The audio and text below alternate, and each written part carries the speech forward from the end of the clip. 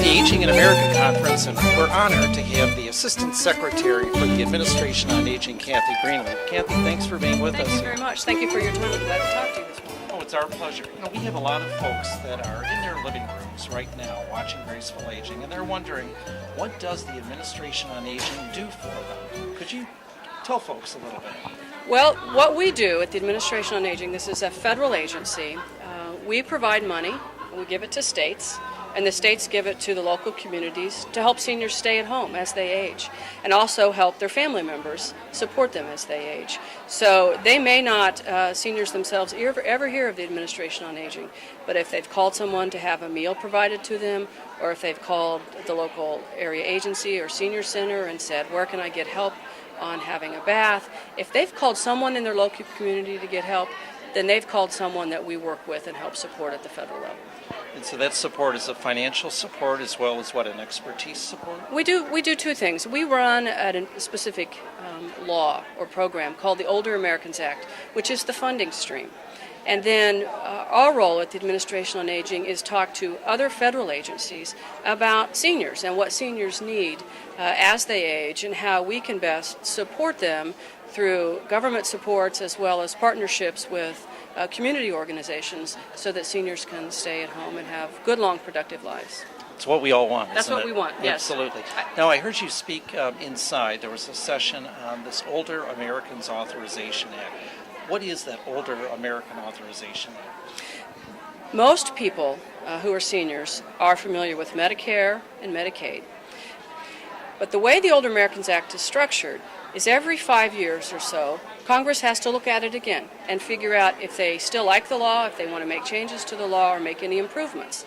So we are in a process right now of getting public input about how the Older Americans Act programs are working so that we can provide some advice to the Obama administration and then to Congress about whether or not there needs to be any changes. So a good example would be many people rely on the nutrition programs that we have in the Older Americans Act. So I need some input. How is that going? Are they working? And what other kinds of things people need. And this is a process of figuring out how to recommend changes so that we can continue to improve and evolve and provide services that seniors are needing in the future.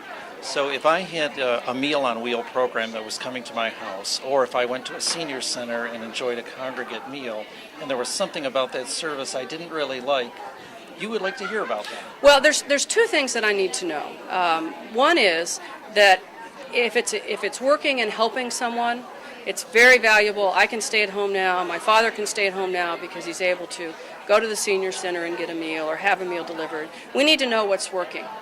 But sometimes the harder thing to talk to people about is what's missing. What are the hard things for you to do? And one of the things that we hear a lot about is the difficulty that people have with transportation, that we're serving more and more seniors in their communities, which is what they want, what we're trying to support, and they have a hard time getting a ride to the doctor or getting a ride to get their mail. So we're looking for input on what's working well and what needs to be improved so that we can make some recommendations and have the best services possible to help people. That's interesting. As far as I think people do overlook what's working well, because I guess you would like to find out if a program in Kansas or California or Florida is working well, you can take those good ideas and transpose them elsewhere. Because the law is up for reauthorization, it's not a guarantee that everything that's working well will stay. I mean, we have to continue every 5 years to cheerlead for ourselves and say these are the things that we, as a network of people supporting seniors, do very, very well. And sometimes people rely on things so much they forget to talk about how wonderful their life is because of the supports that they have. And we just need them to do that. We can collect this information both in terms of stories, individual stories about people or kind of data from a group of people, and say back to the President and his staff and to Congress, look, seniors really do value what we're doing for them. It's a cost-effective way to help seniors maintain a good quality of life, and we should keep doing it.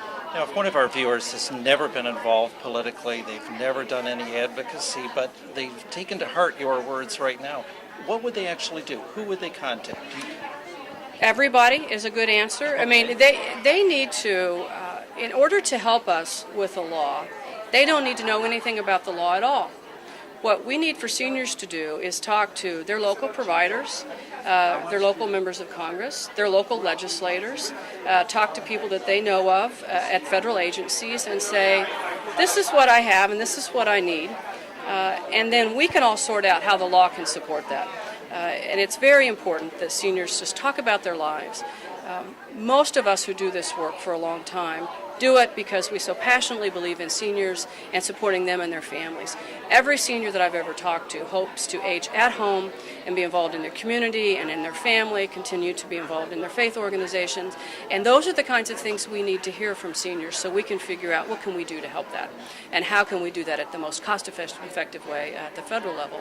And we have a wonderful goal and opportunity to do this together. Oh, that sounds wonderful. Now, the Administration on Aging is the organization that you work for. Now, is that the Obama administration, or is that distinct from the government organization? The Administration on Aging is a part of the Department of Health and Human Services.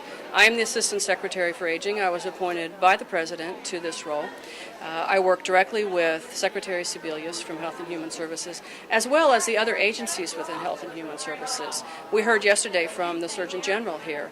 She has a long history of working with seniors, and I think we have some wonderful opportunities to work with the Surgeon General on the health of seniors, and she talked specifically about the need for preventative services and programs for seniors.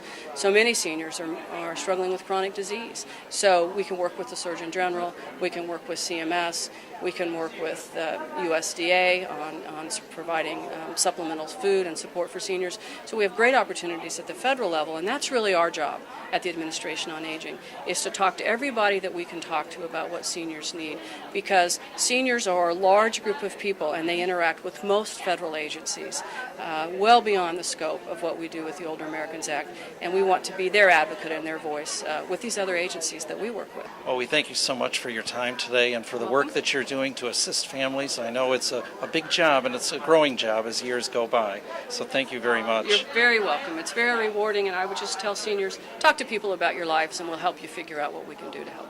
Thank you very much. And that's for our word today with Graceful Aging. Thanks for watching.